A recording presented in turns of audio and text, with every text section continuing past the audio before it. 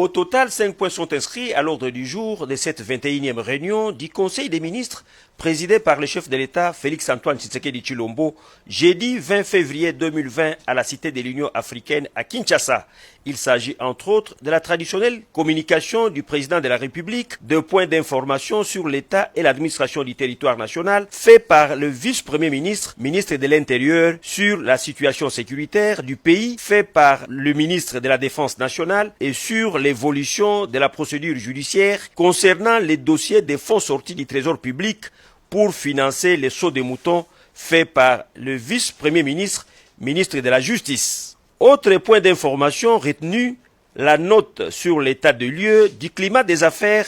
et le lancement officiel du plan cadre de coopération des Nations Unies pour le développement durable fait par la vice-première ministre, ministre du plan, ainsi que les rapports de la commission ad hoc chargée de la sélection des candidatures sur la commission de la CEAC. Le troisième point à l'ordre du jour concerne le relevé des décisions prises lors de la 20e réunion du Conseil des ministres du vendredi 14 février 2020. Le quatrième point est relatif à l'examen et à l'adoption des 11 dossiers, notamment les remous cycliques dans les secteurs de commerce, le plan d'action triennal de la mise en œuvre de la gratuité de l'enseignement primaire, les réseaux mafieux sur la TVA à la SONAS, la restructuration du Fonds national de promotion et de services sociaux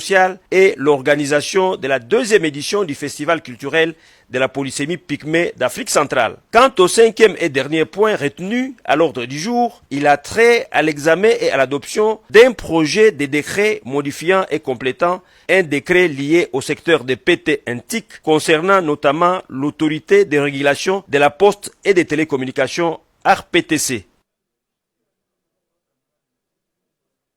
Vous êtes sur PEBDRT.